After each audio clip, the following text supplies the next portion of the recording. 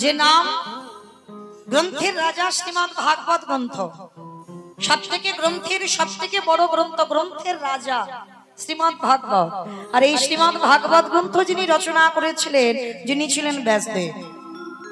মায়েরা, ব্যাসদেবের মনে একদিন অহংকার জন্মেছিল। শুধু এই আপনাদের আমাদের মতো মানুষের মনে অহংকার আসে, আর দেব দেবী বা যারা মহাপুরুষ তাদের মনে অহংকার আসে না? আসে। এই ব্যাসদেব একদিন সিদ্ধান্ত নিয়েছিলেন ভগবানের যত যত লীলা বাবা 7টা খণ্ডে শেষ করে দেবে, লীলার বাকি রাখবে না। যত যত ভগবানের লীলা আছে 7টা খণ্ডে সমাপ্ত করবে। তো এই কথা ভেবে ব্যাসদেব কি করেছিল, মনে মনে ভাবছে আমি তো রচনা করব আর লিখবে দুর্গার বড় ছেলেকে গণেশ। দুর্গার বড় ছেলে গণেশ, জানো তো মা? কার্তিক বড় ছেলে নয়। কারণ এই নিয়ে বাবা একদিন দ্বন্দ্ব হয়েছিল না, দুই ভাইয়ের দ্বন্দ্ব হয়েছিল। এই কার্তিক বলে আমি মায়ের বড় ছেলে, আর গণেশ বলেছিল আমি মায়ের বড় ছেলে। আর এই বলে দুইজনে ঝগড়া বেঁধে গেছে, মানে হাতাহাতি মারামারি হবে। তা যখন ঝগড়া বেঁধে গেল, তো মা দুর্গা একটা সিদ্ধান্ত দিয়েছিল কি না, শোনো, সেই আমার বড় ছেলে হবে যে গোটা পৃথিবী পর্যটন করে, মানে গোটা পৃথিবী ঘুরে যে আগে সে মায়ের কোলে বসবে, সেই হবে আমার বড় ছেলে। মায়েরা, আমার থেকে আপনাদের অভিজ্ঞতা বেশি, ভালো করে জানেন এই কার্তিকের বাহনটা কি?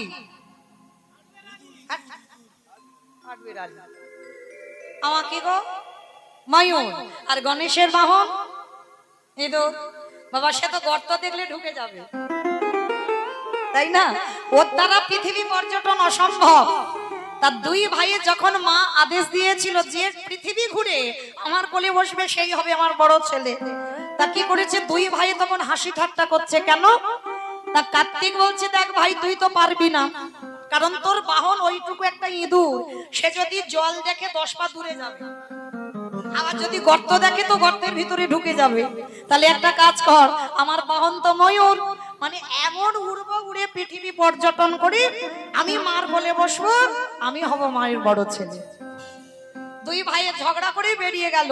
আর দেখবেন বাবা, বেটেদের গাঁটে গাঁটে বুদ্ধি, যারা একটু বেটে সেটে হয়, অপরাধ নেবে না, কাউকে উদ্দেশ্য করে বললাম না, কান মুলে নিচ্ছে, হরি বল।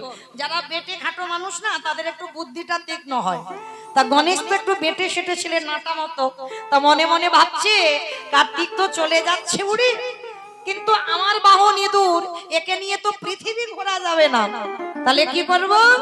কৈলাসের মাঝখানে বাবা মাকে বসিয়েছে, আর বাবা মানে শিব দুর্গাকে বসিয়ে ওই ইঁদুরের পিঠে চড়ে ওই কৈলাসটাকে মাত্র 3 বার প্রদক্ষিণ করেছে। আর 3 বার প্রদক্ষিণ করে গণেশ কি করেছে, মা দুর্গার কোলে এসে বসেছে, আর মা হাত দিয়ে লাড্ডু দিয়েছে, আমার গণেশ ঠাকুর বসে বসে লাড্ডুগুলো খাচ্ছে। আর এদিকে বাবা কার্তিকের কাল ঘাম ছুটে গেছে, সে পৃথিবী জয় করে আসছে, ময়ূরের পিঠে ঘোড়া ঘাড়ি করে। এইবার দরজা দিয়ে যেই না প্রবেশ করেছে, দেখা মাত্র আরে বাবা, হ্যাঁ রে গণেশ, তুই কি করে আমার থেকে আগে চলে এলি?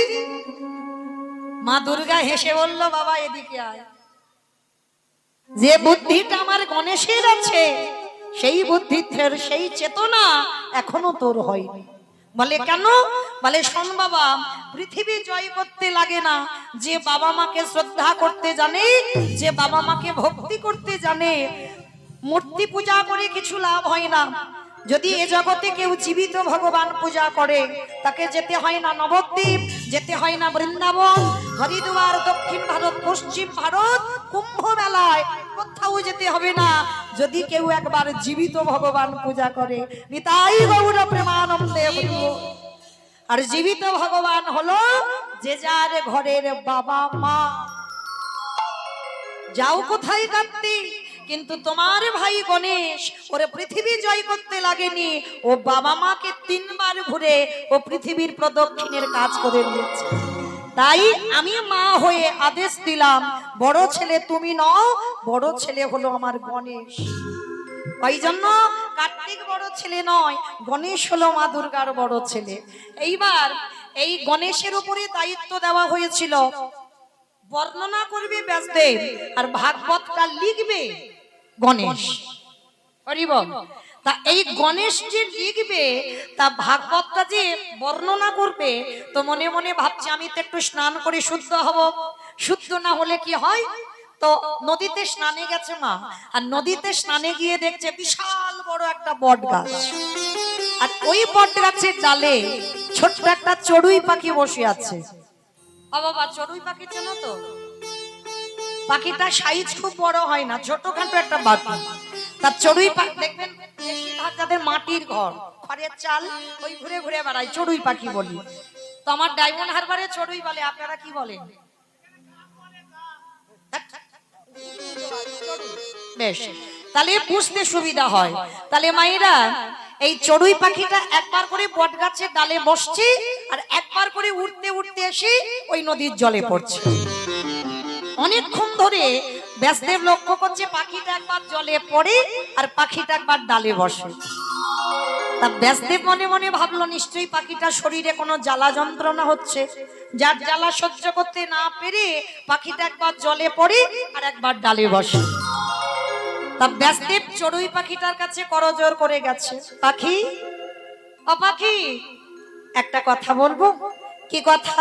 আচ্ছা, অনেকক্ষণ ধরে লক্ষ্য করছি তুই একবার জলে পড়িস আর একবার ডালে বসিস।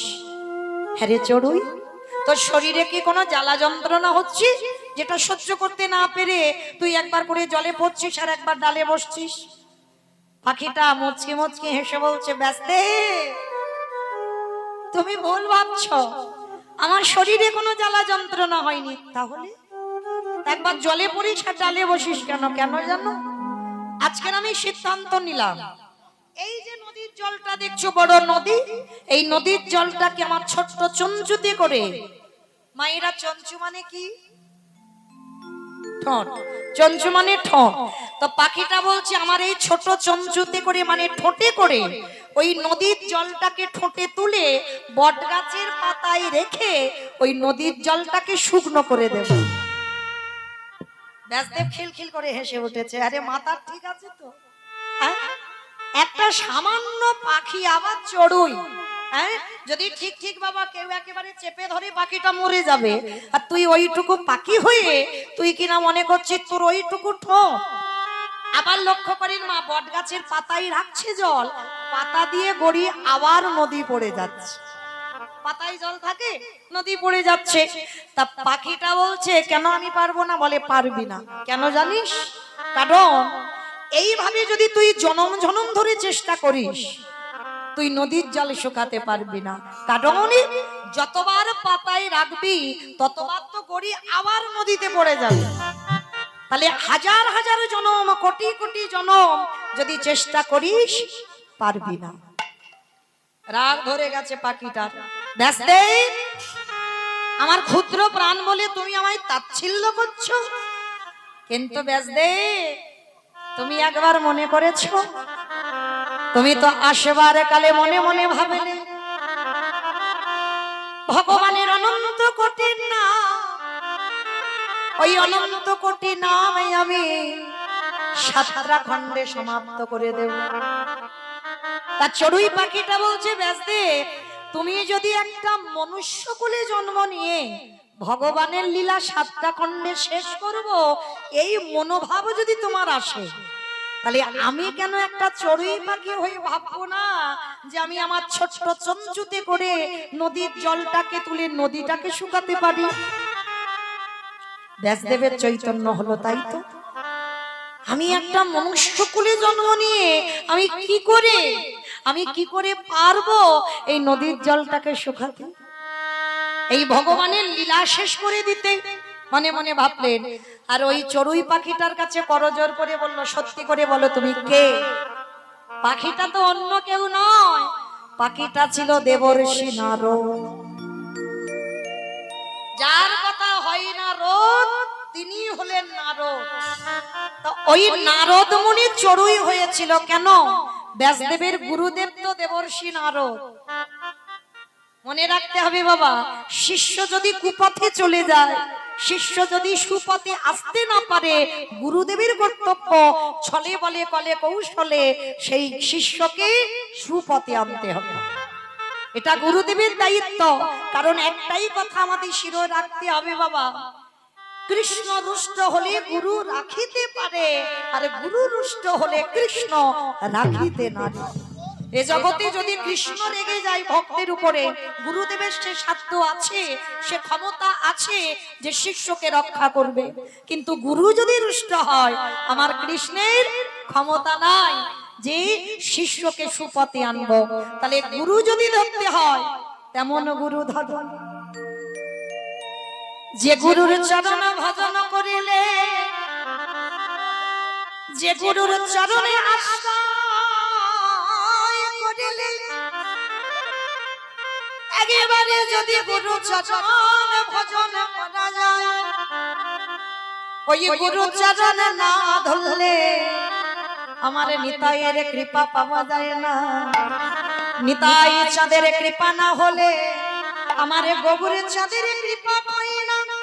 গৌরের চাঁদের কৃপা না হলে আমাদের ব্রজে যাওয়া যায় না। আরে ব্রজে যদি কেউ যেতে না পারো, ওই রাধা গোবিন্দের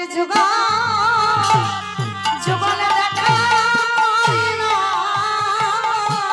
হরি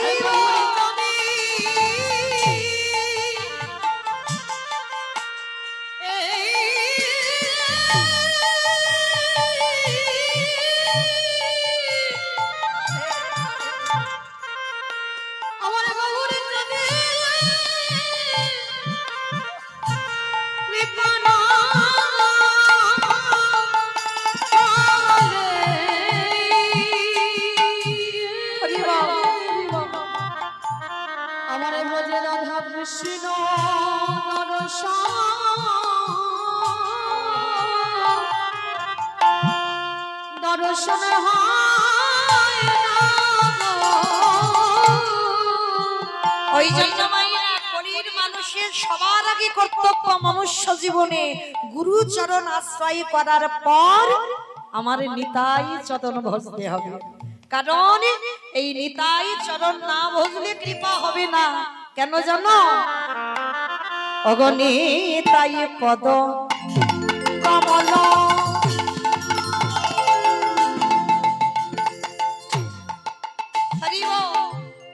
কোটি চন্দ্র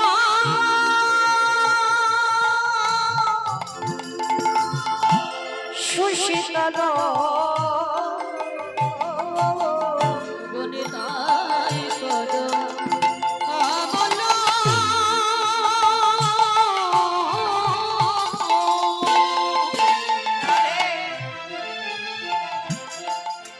কোটি চন্দ্র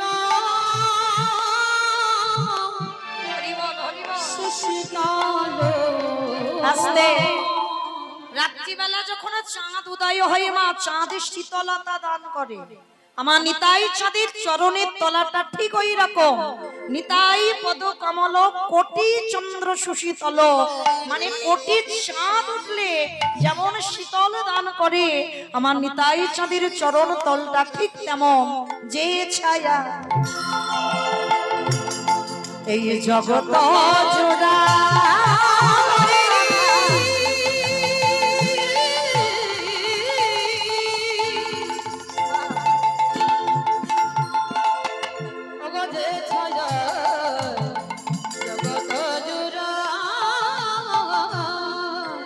বলি হ্যাঁ নিতাই বিনে রে ভাই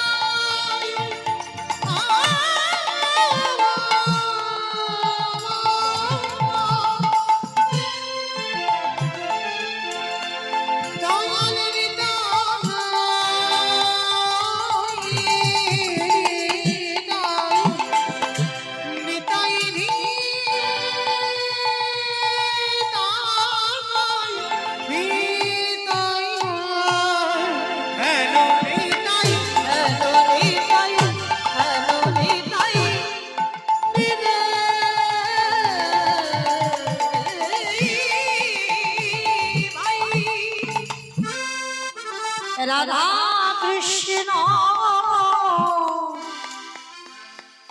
পাইতে না। আহা হেমনিতা বিনে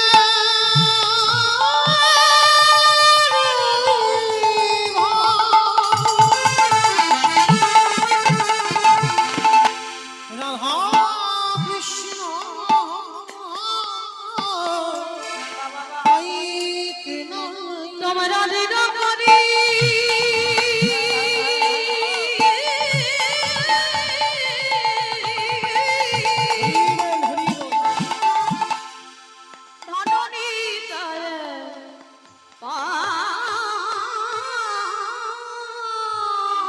বলি একবারে ভজ ভজ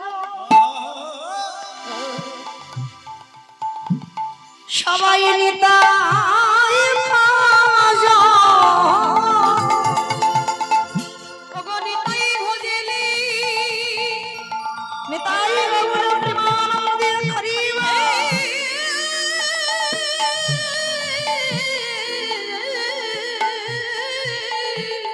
রাধে আমাদের গৌর পাবে একেবারে ভজ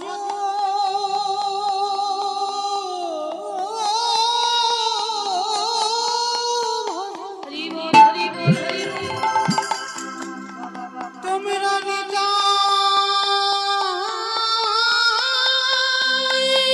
ভজ শুধু ভজলে হবে না ওই গোবিন্দ যদি কৃপা পেতে চাও একেবারে ভক্ত ধুলা সঙ্গে মাখো ওগো জয় রাধে শ্রী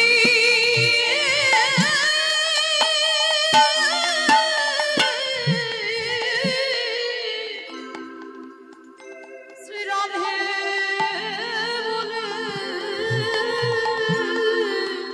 একেবারে ভক্ত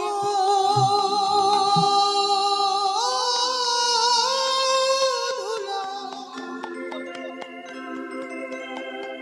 তোমরা অঙ্গে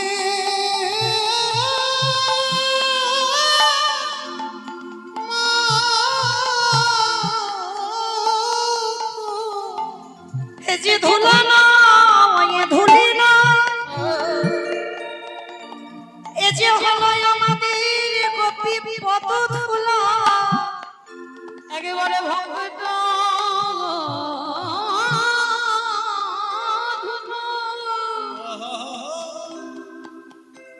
ধুলা অঙ্গে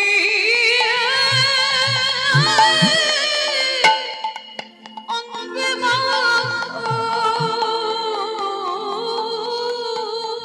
শুধু ধুলা মাখলে হবে না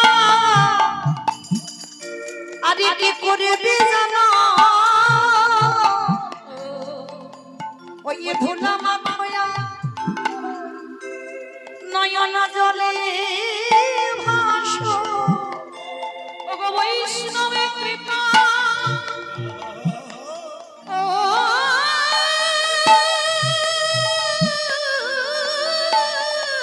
নিতাই গৌর প্রেমানন্দে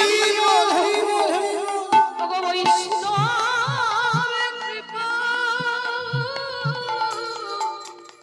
করো বলে ধুলা মাখা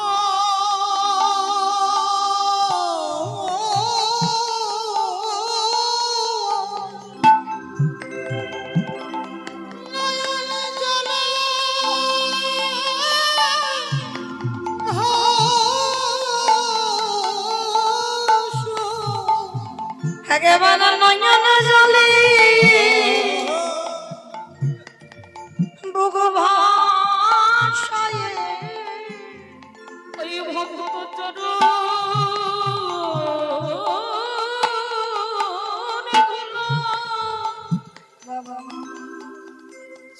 ধুলা অঙ্গে অঙ্গে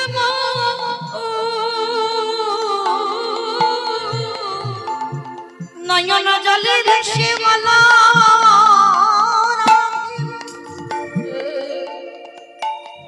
তুমি হলে করুণাময়ী কৃপাময়ী তোমার যে জন ডাকার মতো ডাকি আমারে ভগবান কি আর থাকিতে পারে তাই রাধি গো যেন চরণ ও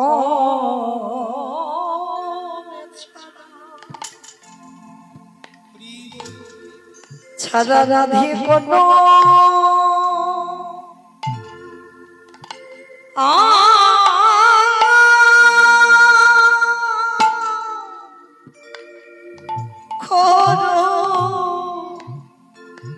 খোড়ো নাহি আমি যে ওই চরণে নিতাই গৌর প্রেমানন্দে হরি বল হরি বল হরি বল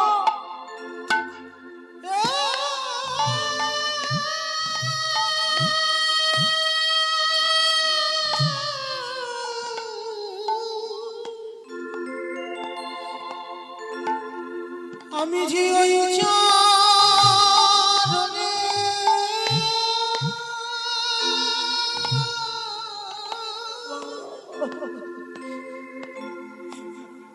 বড়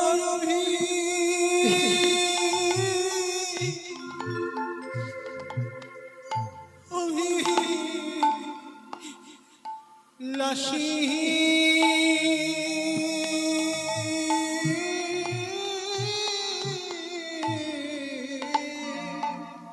রাধে চরণ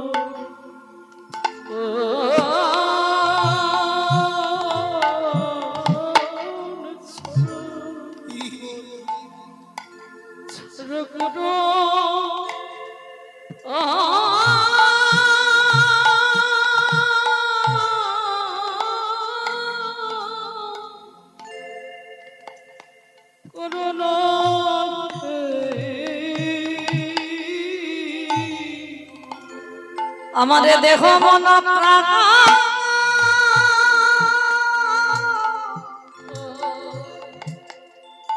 আমারে জীবন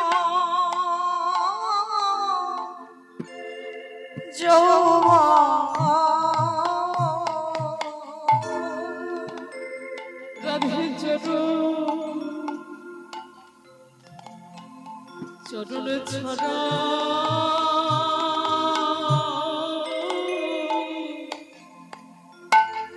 ছাড়া করো ও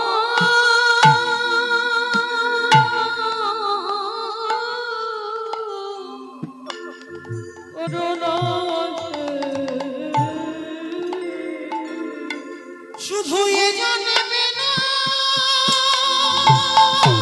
নিতাই গৌর প্রেমানন্দে হরি বল হরি বল হরি বল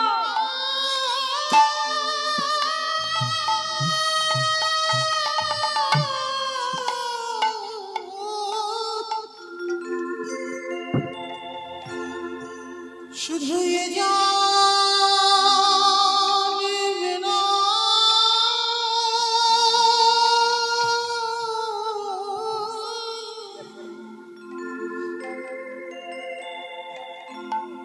প্রতি জন্মে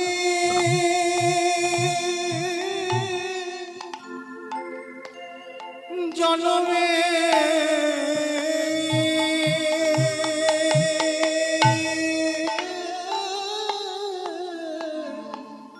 রাধে চরণ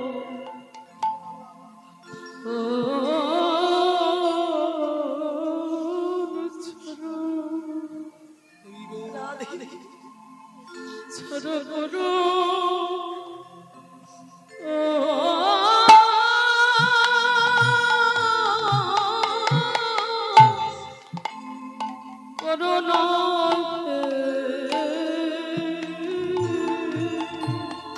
রাধে গো তুমি যদি কৃপাময়ী, তুমি যদি করুণাময়ী হয়ে থাকো, ওগো রাধে গো, নিতাই গৌর প্রেমানন্দে হরি বল, হরি বল, হরি বল। আমার জনমে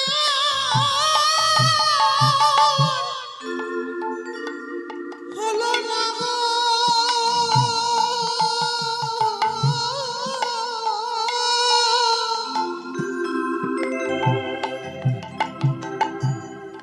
ওগো তুমি নাকি কৃপাময়ী,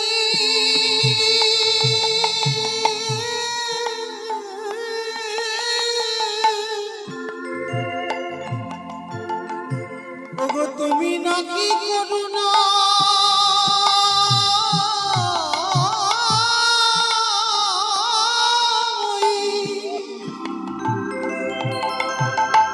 ওগো রাধে গো,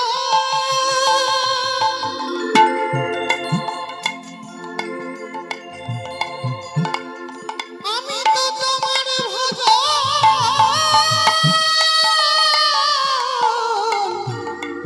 ভজন পূজা,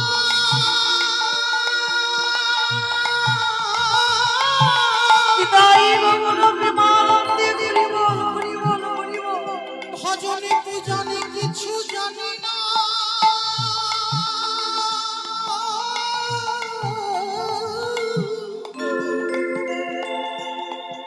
আমারে কেশে ধরে তুমি শিখাইয়ে ওগো রাধে গো,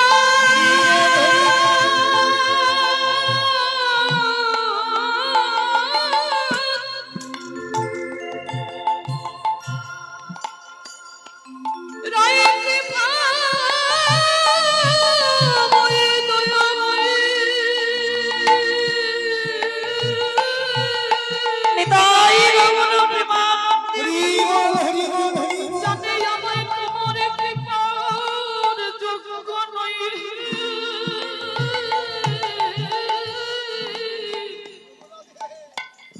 কিন্তু তোমার কৃপা ছাড়া আমি থাকিতে নারি। রাধে গো,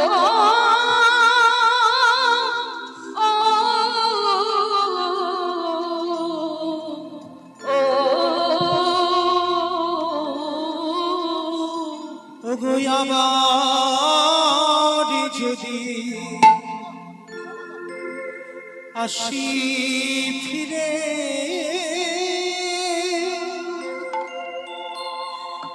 আমায় দিও মানবী জনম,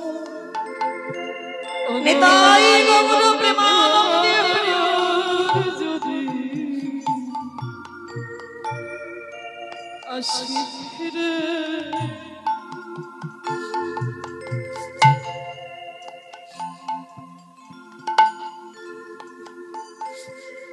আমায় দিও মনোজন, সেদিনে মনে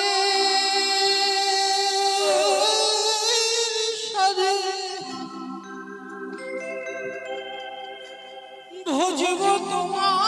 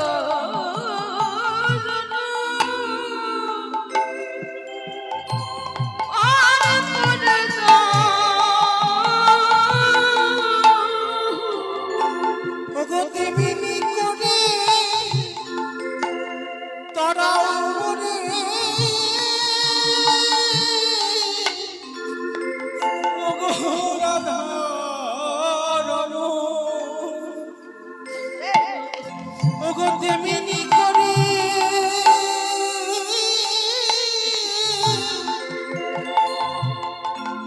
এবারে তারা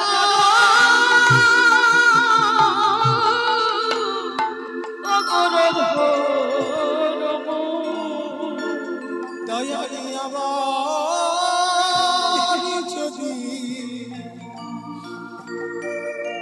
আসি ফিরে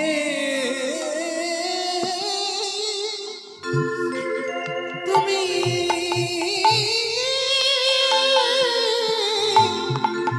প্রিয় মানব জন আমার যদি আসি ফিরে প্রিয় মানব জন সেদিন মনের সাথে ভজিব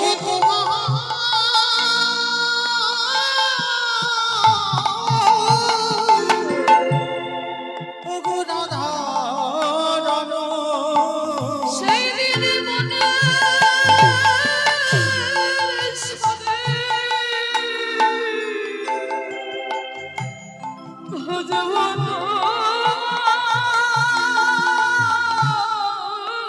নিতাই গৌর প্রেমানন্দে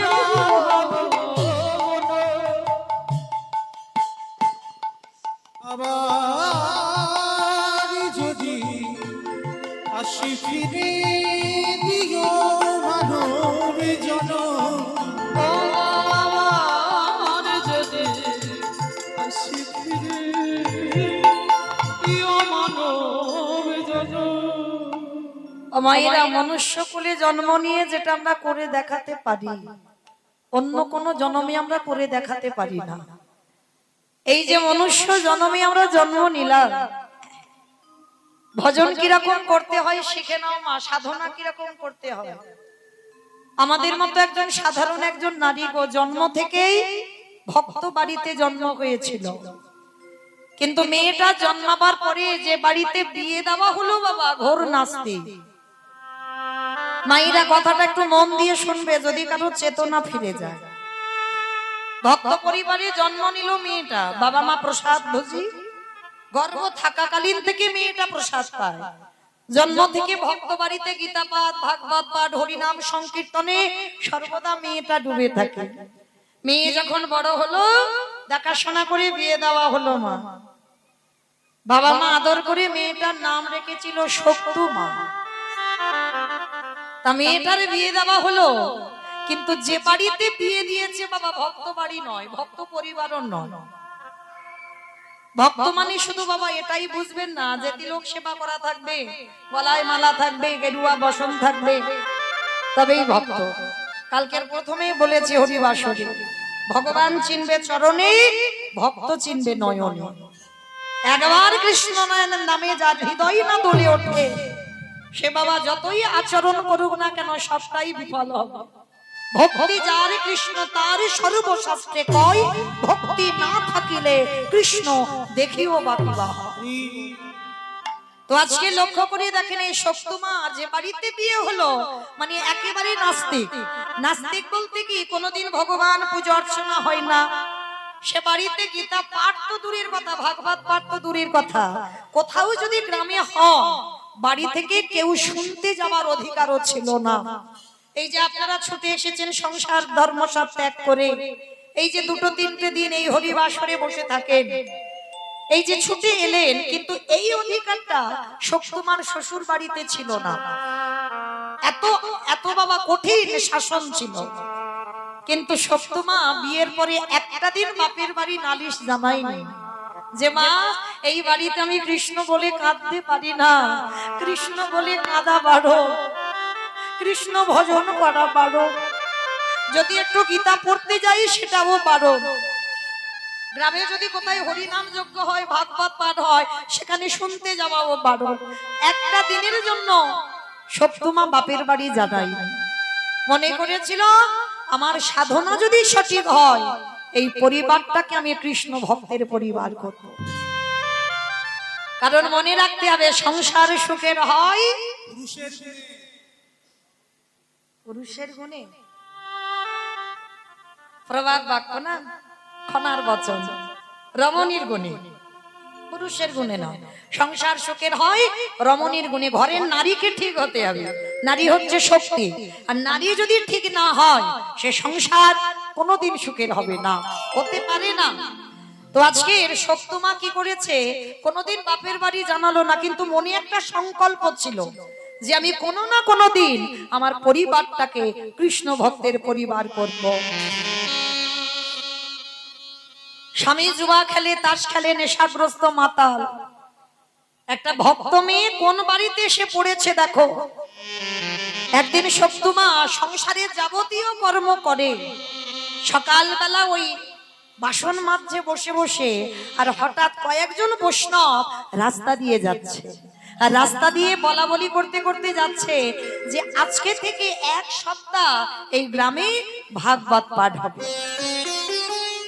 আর সত্যমা বাসন মাজতে মাজতে মনে মনে ভাবলো, আজ আমি আমার স্বামী এলে আর শাশুড়ি মার কাছ থেকে অনুমতি নেব, আর নিয়ে আমি একটু ভাগবত আসরে যাব। অনেক দিন হয়ে গেল আমি একটু ভাগবত শুনি না, আর শাশুড়ি মার অনুমতি নিয়ে আমি ভাগবত শুনতে যাব। তো আজকে সত্যমা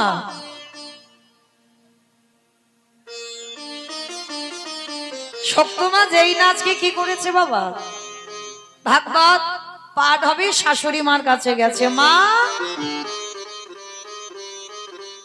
আমা একটা কথা বলবো। তখনকার দিনে শাসন তো মা খুব, হরি বল, এত শাসন ছিল বাবা। এখন তার ঘোমটা টোমটার বালাই নাই, আর ঘোমটা দিবে কি করে বাবা, সব যদি চুড়িদার নাইটি হয়ে যায়। কিন্তু তখনকার মায়েদের সংসারে ছিল মাথার ঘোমটা টলতো না। তা সত্যমা মাথায় কাপড়টা দিয়ে শাশুড়ি মার কাছে এসেছে। মা, ও মা একটা কথা বলবো। কি বৌমা? ও মায়েরা, ও তো শাশুড়ি নয়, শ্বাস উড়িয়ে দেয়। শাশুড়ি নয়, শ্বাস ওড়ায়। তো এমন শাশুড়ি মানে এমন এমন কথা বলবে বাবা, বৌমা সবসময় ভয়ে ভয়ে কাঁপে। এরকম শাশুড়ি অনেক বাড়িতে আছে। তো আজকে এই সত্যমা বলছে, মা, ওমা তুমি আমার অনুমতি দাও না, আমি একটু ভাগবত শুনতে যাব। অসম্ভব! তুমি আমার বাড়ির বউ হয়ে তুমি কিনা যাবে ভাগবত আসরে? হ্যাঁ, সবাই ওই হরি হরি করে নাচবে আর তুমি ওই নাচের আসরে যাবে? আমি তোমাকে যেতে দিতে পারি না। আর আসুক, এক্ষুনি ছেলে আসুক, আর ছেলে এলে আমি ছেলেকে বলবো তুই ভাগবত শুনতে যাচ্ছিস। তা যেই না বাবা শাশুড়ি মা রেগে গেছে, ছেলে বাড়িতে ফিরেছে, ছেলের কানে লাগিয়েছে, মা শুনবি, তোর বউ আজকে আমার কাছে বলতে এসেছে আমাদের গ্রামে ভাগবত হবে, তোর বউ নাকি ভাগবত আসরে যাবে। যখনই স্বামী শুনেছে বাবা, একেবারে মদমাতাল স্বামী, তো সঙ্গে সঙ্গে ওই উঠানে পড়েছিল বড় একটা বাঁশ, ওই বাঁশটা টেনে নিয়ে সত্যমাকে মারছে। দূর হয়ে যা, বেরিয়ে যা, দূর হয়ে যা। গিরিধর,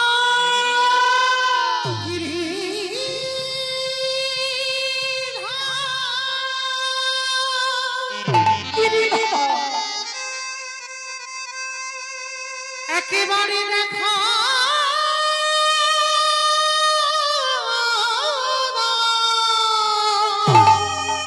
কি আমার অপরাধ ছিল গিরিধর? ও গো গিরিধর,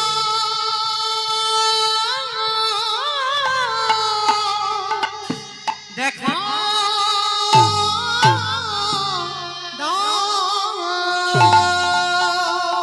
এত মারা মেরেছে শুধু ভাগবত শুনতে যাবে বলেছে বলে। শাশুড়ি স্বামী দুজনে মিলে মেয়েটাকে এত মারা মেরেছে, সর্ব অঙ্গ দিয়ে রক্ত ঝরে ঝরে পড়ছে। ঘরের মধ্যে গিয়ে জানালা দরজা বন্ধ করে ভগবানের চরণে বসে বসে কাঁদে আর বলে, দয়াময় কি আমার অপরাধ ছিল, কি আমার অন্যায় ছিল বলতে পারো? যে অপরাধের জন্য একটু তো তোমার ভজন কীর্তন শুনবো বলতে চাইলাম, তার জন্য আমার শাশুড়ি আমার স্বামী ধরে কি মার মারলো। তুমি কি আমার চোখের জল দেখতে পাও না?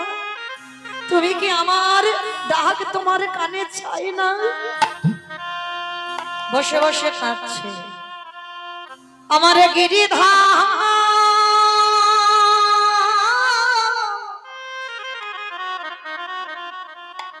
আরে কি মন্দিরে মাসি হাতে দাঁড়াতে পারে? যেই না মেয়েটা নয়ন জলে বুক ভাসিয়ে কাঁদছে, ওই মেয়েটার গায়ে যত না আঘাত তার থেকে দ্বিগুণ আঘাত হয়েছে আমার ভগবানের গায়ে। আপনারা বলেন না আমরা জীবনে কষ্টে আছি, ভুল কথা। কখনো বলো না তুমি যত না কষ্ট পাচ্ছ তার থেকে আমার ভগবান দ্বিগুণ কষ্ট পাচ্ছে। কেন? প্রতিটা জীবের মধ্যে পরমাত্মা রূপী ভগবান বিরাজ করছেন। তাহলে আমি যেমন কষ্ট পাচ্ছি আমার ভগবান অন্তরে আমি বেশি কষ্ট পাই। তাহলে তুমি একা কষ্ট পাও না, তার সপ্তমায়ের অঙ্গের প্রত্যেকটা আঘাত আমার গিরিধরের গায়ে লেগেছে।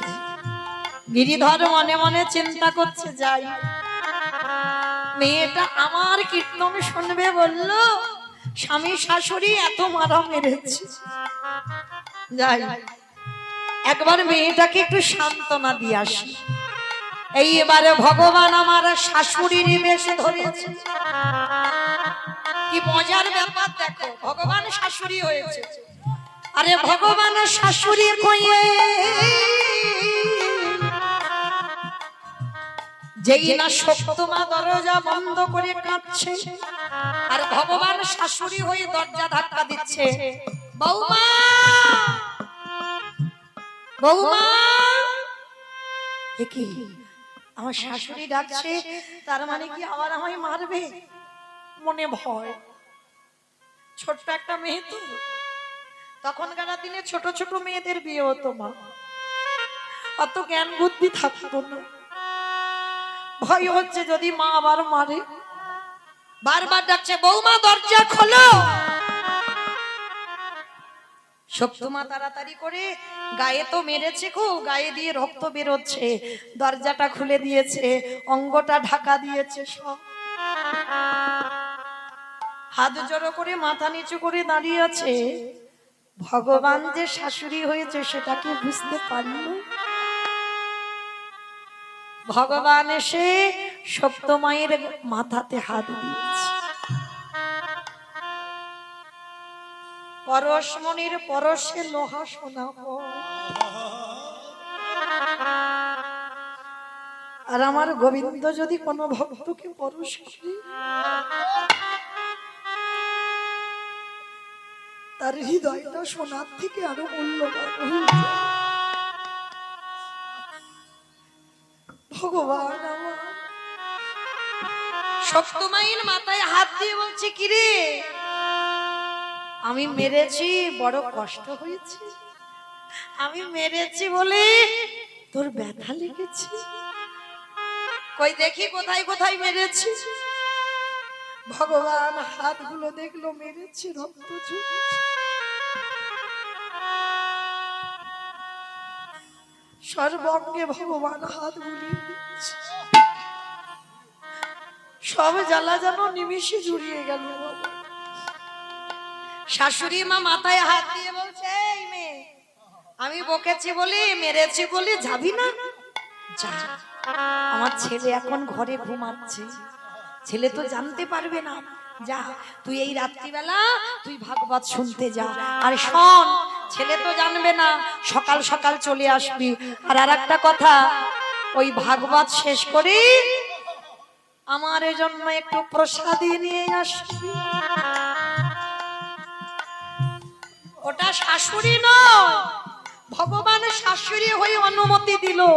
আর এদিকে সপ্তমা তো অবাক, মা আমি যাব ভাগবত শুনতে। কেন রে? আমি বলছি অনুমতি দিচ্ছি, তুই যাবি না কেন? যা যা যা, তাড়াতাড়ি চলে যা, আমার ছেলে ঘরে ঘুমাচ্ছে, জানতে না পারে, চলে যা। ভগবান শাশুড়ি হয়ে দরজাটা খুলে দিল। শাশুড়ির কাছ থেকে অনুমতি নিয়ে বৌমা চলে গেল আজ সেই ভগবানের আসরে। ও যে ভক্ত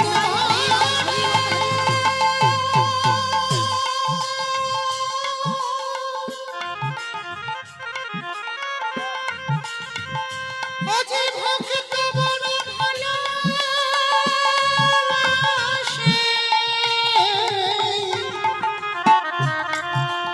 ও যে ভক্ত ছাড়া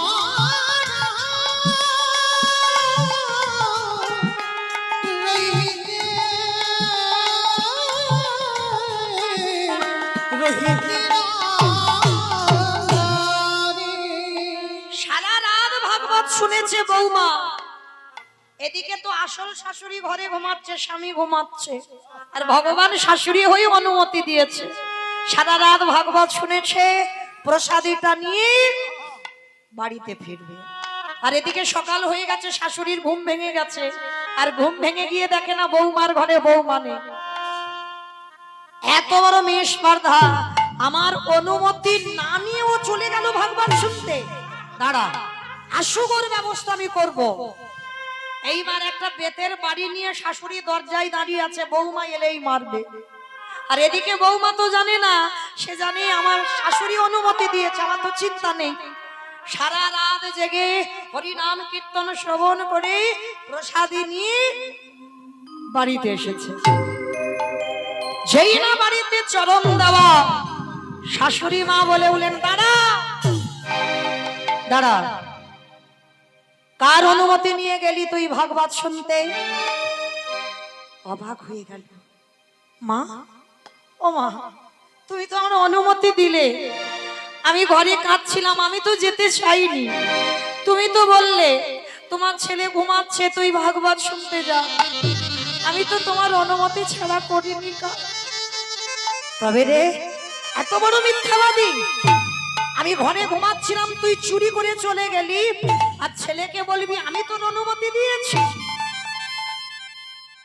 এরাই হলো কৃষ্ণ ভক্ত। বিনা অপরাধে দোষ কাঁধে নিতে হবে, বিনা অপরাধে অপরাধী হতে হবে।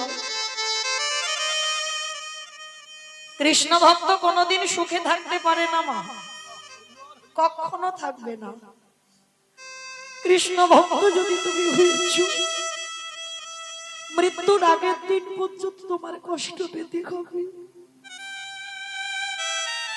যে কষ্টটা তুমি কাউকে বলতে পারবে না। কারণ কৃষ্ণ ভক্ত যারা, যে করে আমার আশ তারে করি সর্বনাশ নয়। ভগবান জীবনে সর্বনাশ করে না বাবা, কারণ ভক্ত তার জীবন, ভক্ত তার প্রাণ, সর্বনাশ নয়, সর্বনাশ। কথা বানানগুলো খেয়াল করতে হবে। যে করে আমার আশ তারে করি সর্বনাশ। সর্বনাশ মানে আত্মীয় পরিজন, বন্ধু বান্ধব, জায়গা জমি সম্পত্তি, যাকে তুমি সব থেকে বেশি ভালোবাসবে, জীবনে প্রথমবারেই ভগবান আগে কেড়ে নেবে। কেন? ওকে যদি কেড়ে না নি, ও সারা জীবন আমার হতে পারবে না। নিতাই গৌর প্রেমানন্দে সব নাশ করে দেবে। আর সব নাশের পরেও যদি আমার চরণ না ছাড়ে, তারপরে হয়ে যায় আমি সেই দাসের অনুদাস। ও যে ভক্ত নিতাই গৌর প্রেমানন্দে হরি বল।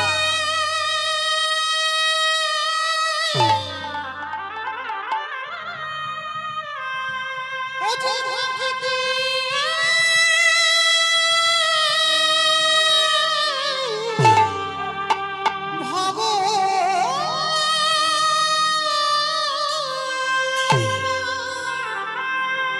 ও যে ভক্ত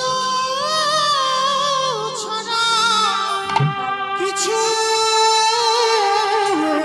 জানে না, তাই তো যুগে যুগে ভক্তের কাছে ছুটে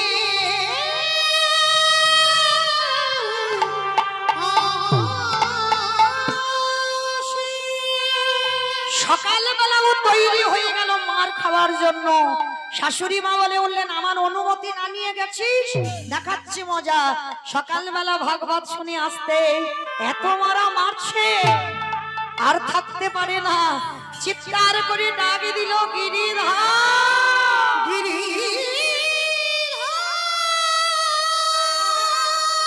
তোমারে ভালোবাসি বলে এত কষ্ট কেন দাও?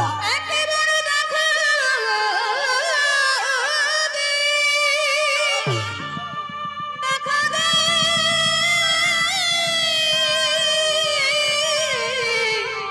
গিরিধার। এই মেয়ে, বাসন মাজবে কে, ঘর তামা মুছবে কে, জামা কাপড় কাচবে কে? তুই সকালবেলা ভাগবত শুনে সারা রাত জেগে বাড়ি ফিরছিস। ভগবানে আরে কি থাকিতে পারে? মন্দির থেকে বাহিরে হয়ে ভক্তির কষ্ট হবে জেনে এঠো বাসনে ভগবানে মেজে দিল,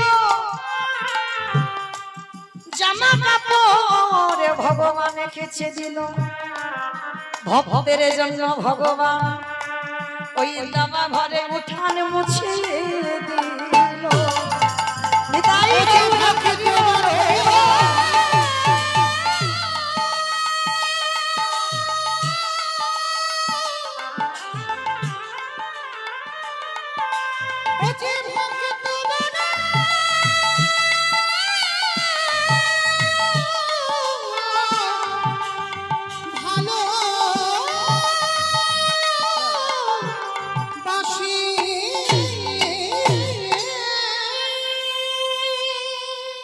শাশুড়ি মা যেই মান ওই বৌমার চুলের মুষ্টি ধরে এঁঠো বাসনের কাছে নিয়ে গেল, গিয়ে দেখলো মা বাসন মাজে পরিষ্কার। জামা কাপড়ের কাছে নিয়ে গেল, সেখানে জামা কাপড় কাঁচা হয়ে গেল, ঘর বাবা পরিষ্কার হয়ে গেল। শাশুড়ি মা চমকে উঠলো, কে কে কে কাজগুলো করে দিল? শক্ত মায়ের জানতে বাকি রইল না। তার মানে কাল রাত্রিবেলা আমার শাশুড়ির ডুব ধরে গিরিধর তুমি এসেছে, কারণ আমি ধরতে পারিনি তোমায়। তুমি যখন আমারে পরশ করেছিলে আমার দেহটা শীতল হয়ে গেল, আমি ধরতে পারিনি, আমি তোমায় চিনতে পারিনি। সত্যি করে বলো তুমি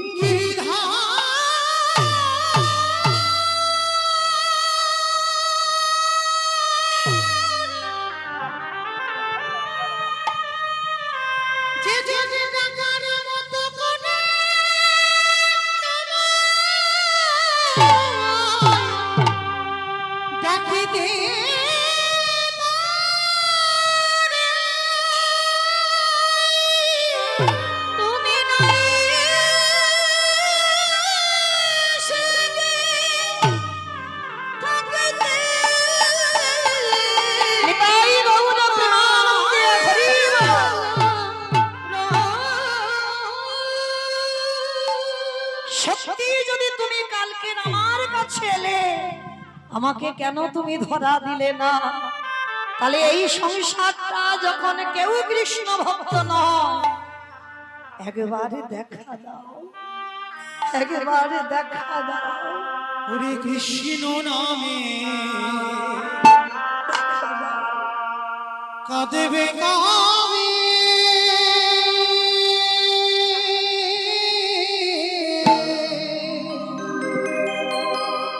আমার পোড়া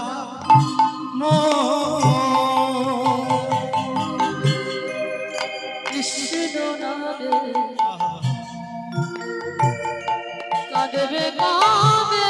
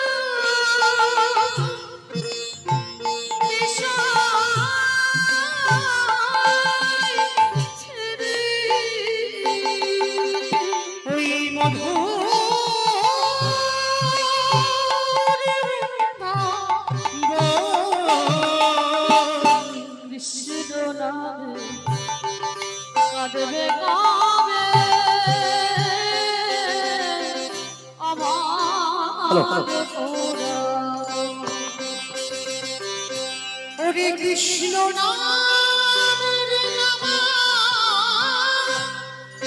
বলে ভালো লাগে আরে সংসারের জ্বালা ভালো লাগে তুমি নিয়ে চলো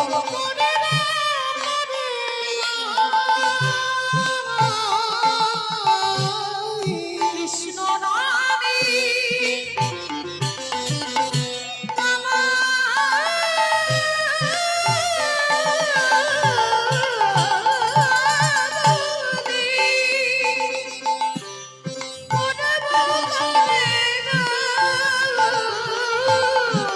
হরে কবে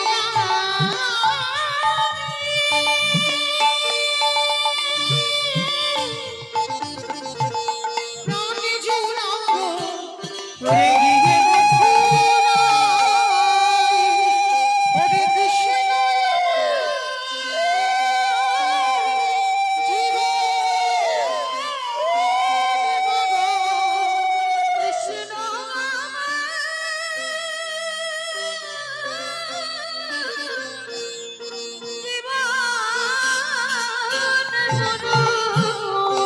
কবে পাব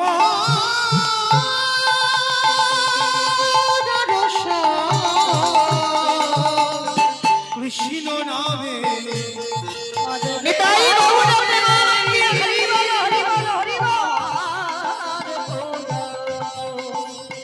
কৃষ্ণ নামে পাগল হরে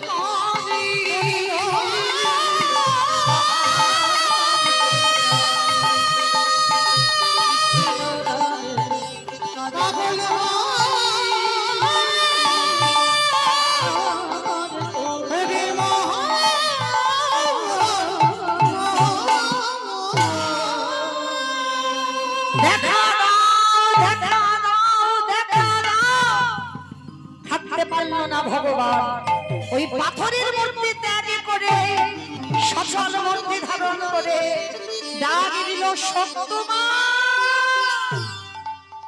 কে কে ডাকলো আমার পিছনে তাকিয়ে দেখলো আমার গিরিধর বাঁশি হাতে দাঁড়িয়ে আছে শাশুড়ি মা দেখতে পেল না স্বামীও দেখতে পেল না সত্যমা দেখছে সাক্ষাতে গিরিধর দাঁড়িয়ে আছে ঠাকুর সেই যদি এলে এই বাড়িতে একবার আমার শাশুড়ি মাকে কৃপা করো একবার আমার স্বামীটাকে কৃপা করো ভালো করে ভেবে দেখেন এত যাতনার পরেও বলছে শাশুড়ি মাকে কৃপা করো স্বামীকে কৃপা করো কারণ তোমার কৃপার বাড়ির বরিশন যদি না হয় এই পরিবারটা কৃষ্ণ ভক্তের পরিবার হবে কি করে আমি এতদিন জ্বালা সহ্য করেছি শুধুমাত্র তোমার দর্শনের জন্য একবার কৃপা করো সাক্ষাতে শাশুড়ি স্বামী দেখলো থেকে মীরাবাই যেমন আমার গিরিধারীর পাশে দাঁড়িয়ে আছে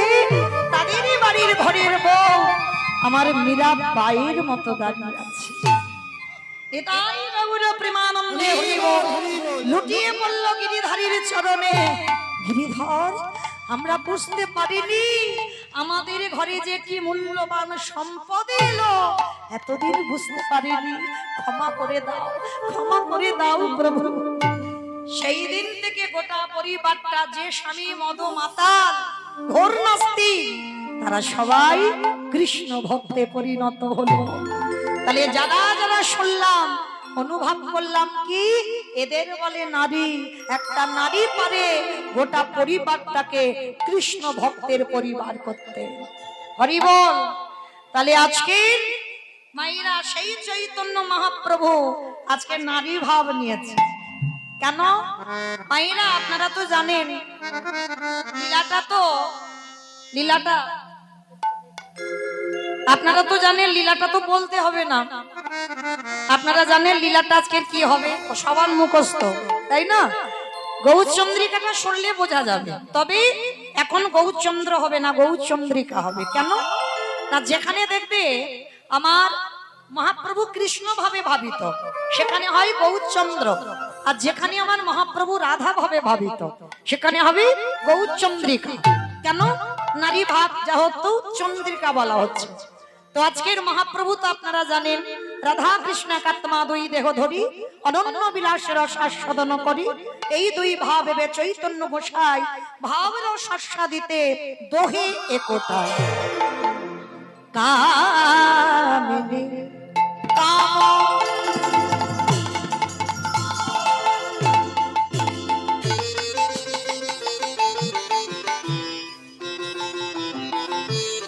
অগকলিত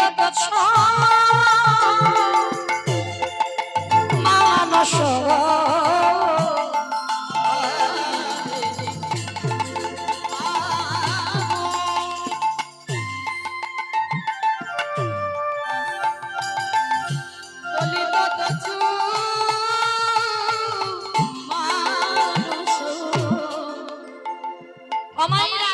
কামিনী কাম মানে আমার ভগবান ঠিক ওই দুপুর বেলা মানে ভর দুপুর বেলা হেমশয়ে অতি গোরা সমধুর হাসতরা। হেম মানে সোনা, মানে ভগবানের অঙ্গ কান্তিটা যেন কাঁচা সোনা বেটে দিয়েছে। আর হেম মানে সোনা, আর সেই স্বর্ণ বর্ণ কান্তি আমার গৌরী যখন যাচ্ছে ভাবটা কি কামিনী। কামিনী মানে নারী জাতি। মহাপ্রভুর ভাবটা আজকে নারী ভাব হয়েছে। কামিনী কাম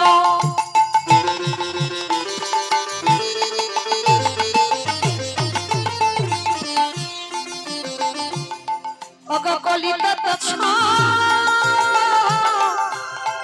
মানস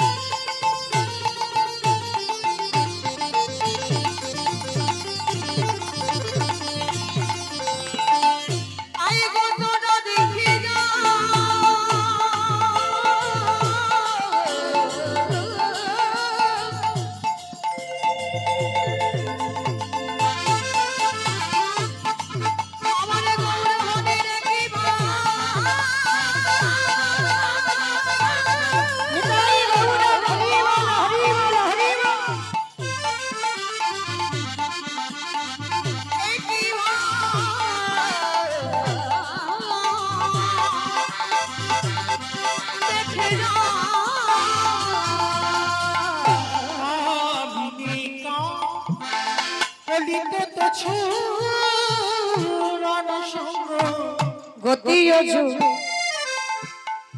গজজিনী মন্দ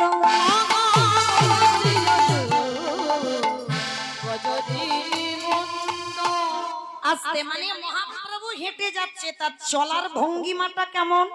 অমাইরা এই গজ মানে কি গো?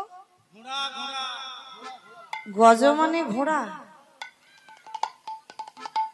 গজ মানে ঘোড়া। হাতি খিচুড়ি শুনে যায়নি তো, যদি একটু খিচুড়ি শুনে যেত তবু না একটু বুদ্ধি শুদ্ধি হতো, তাও যায়নি। মানে গজ মানে হাতি। আর মহাপ্রভুর হরিবল মহাপ্রভুর চলার ভঙ্গিমাটা মা যেমন হাতির মতো যাচ্ছে। অমাইরা হাতি দেখেছো? চোখের সামনে দেখেছো? চিড়িয়াখানায় না মিথ্যা বলছো? দেখেছো? বেশ। হাতি কিন্তু খুব জোরে জোরে যায় না, দেখবেন হাতি যখন যায় ঠিক দুলে দুলে যাবে, একটু দুলে দুলে যায় না। হরি বল। অপরাধ নিও না মা, কানটা আগে মুলে নিচ্ছি। দেখবেন কোন কোন মেয়েরা যখন রাস্তা দিয়ে হেঁটে যায় পিছন দিকে একটু তাকিয়ে দেখবে তাদের হাঁটা চলার ভঙ্গিমাটা ঠিক যেন নারীদের মতো দুলে দুলে যাচ্ছে। মানে হাঁটা চলা দেখলে, পোশাক আশাক দেখলে বোঝা যায় এ কোন বাড়ির মেয়ে হতে পারে। আগে কিন্তু কান মুলে নিয়েছি, কাউকে উদ্দেশ্য করে আমার বলা নয়, আমাকে পদাবলীটা বোঝাতে গিয়ে বলা। তাহলে দেখবেন কোন কোন মেয়ে যখন হেঁটে যায় মানে হাতির মতো দুলে দুলে যায়, আর কোন মেয়ে যখন হেঁটে যায় দেখবে মা উটের মতো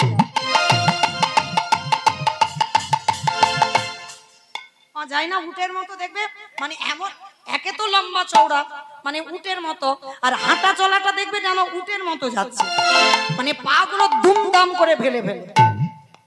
আর এই চলার ভঙ্গিমাটা আজকের মহাপ্রভুর কেমন? গতি গজজিনী মন্দ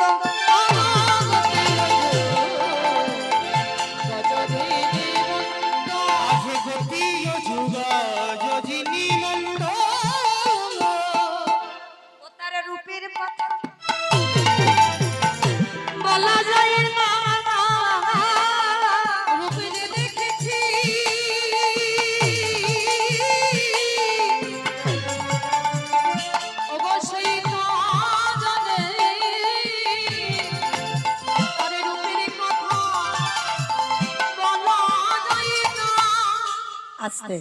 তাহলে মহাপ্রভু আমার যাচ্ছে কখন? ঠিক মাঝ দুপুর। যদি নাহি পুনঃ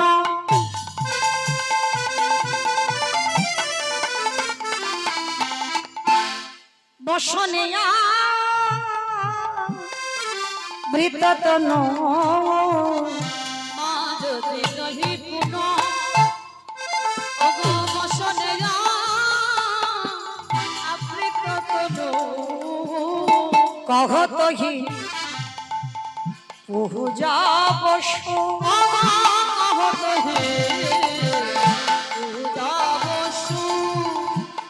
কম্পা পুলক ভামা সারে ভঙ্গ অনুপম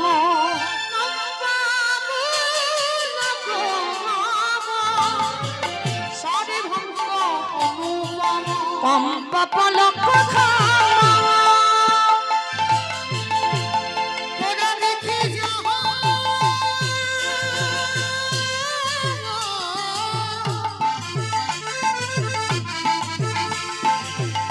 আমার বহুরের কি ভাবে রে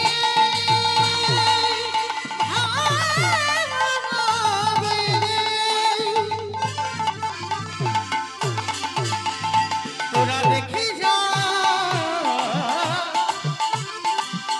তোরা দেখে যা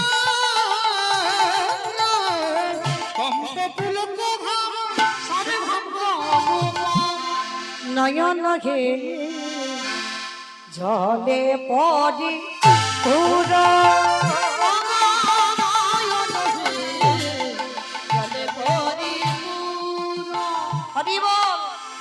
মহাপ্রভু ভর দুপুর বেলা মনে হচ্ছে কোনো পূজার ভাবে যাচ্ছে। দেখবেন মা যারা পূজা টুজা দেন তাদের শাড়ি টাড়ি গুলো পরা, মানে একটু আলতা পেরে শাড়ি টাড়ি পরবে আর পূজার একটা ডালা হাতে থাকবে। মহাপ্রভুর আজকের ভাবটা তেমন, কিন্তু সর্বশরীর থেকে দুপুর বেলা তো রোদে রোদে যাচ্ছে, সর্বশরীর থেকে ঘাম ঝরে ঝরে পড়ছে। শুধু ঘাম নয়, নয়ন দিয়ে অঝরেই একেবারে জল। পূরবের কথা মনে ভাবে তো কিছু বোঝা না যায় তার পুরবের কথা মনে আসতে। তো মহাপ্রভুর যখন পূরবের ভাবে ভাবিত, সে গলার সুরটা বদলে গেছে, মানে আর পুরুষ নেই, নারী হয়ে গেছে। আমায়রা দেখেছো কোন কোন পুরুষের নারী কণ্ঠ দেখেছো? দেখেছো? আমার সঙ্গেই আছে বেশ, কারণ দেখতে পুরুষ, কিন্তু যখন গান গাইছে তখন কিন্তু পুরুষের কণ্ঠে নয়, তখন নারী কণ্ঠে গান গাইছে। তো আজকের আমার মহাপ্রভুর ভাবটা আমার এই ভাইয়ের মতো হয়েছে, মানে দেখতে পুরুষ, মানে বাইরেটা পুরুষ, ভিতরটা নারী হয়ে গেছে। তো ওই জন্য কণ্ঠের সুরটা বদলে গেছে, নারী হয়েছে। বামে ভুজই বসনে মগ ঝাপই, বামে নয়নে ঘন চা, নয়নে ঘন চাই ওগো রাধা মোহন দাস, চিতে অভিলাষ সই চরণ যেন অবশ্যই চরণ আস্তে। কি বলছে? বাম ভুজই বসনে মুখ ঝাঁপই, বাম নয়নে ঘন চাই। আমাইরা তোমরা শাড়ি পরেছো, আমিও শাড়ি পরেছি। তাহলে শাড়ি পরে যদি ঘোমটা দিই, তাহলে ঘোমটা দিয়ে আমি কোন হাতে আঁচলটা ধরবো? দু হাতে আঁচল ধরবে, ডান হাতে, কারণ এই যে ঘোমটাটা দিলাম ডান হাতে ধরবো। কিন্তু মহাপ্রভু তো ডান হাতে ধরছে না, বৈষ্ণব পদাবলিতে বলছি বাম ভুজই, মানে বাম হাতের কথা বলছে। ভুজ মানে হাত, বাম ভুজই বসনে মুখ ঝাঁপই, মানে কাপড়টা নিয়ে মুখটা ঢেকে দিয়েছে। বাম নয়নে ঘন চা, তাহলে সব বাম দিকের কথা বলছে কেন? কারণ আপনারা যে শাড়ি পরেছেন, আমি যে শাড়িটা পরেছি ভিতরে, ওই শাড়িটা মহাপ্রভু পরেনি।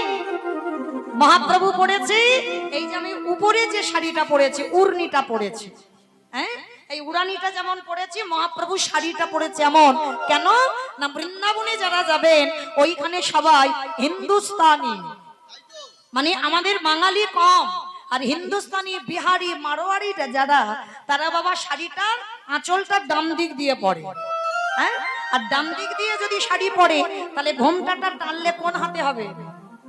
বাবা ভালো করে বিচার করেন, বৈষ্ণব পদকর্তারা কত ভেবে চিনতে বৈষ্ণব পদ লিখেছেন, হ্যাঁ, কারণ হঠাৎ করে তো বলতে পারতো ডান ভুজই না, কত ভাবতে হয়েছে দেখেন, বাম ভুজই বসনি মগ ঝাঁপই, বাম নয়নে ঘন চায় রাধা মোহন দাস, চিতে অভিলাষ সই চরণ যেন পা।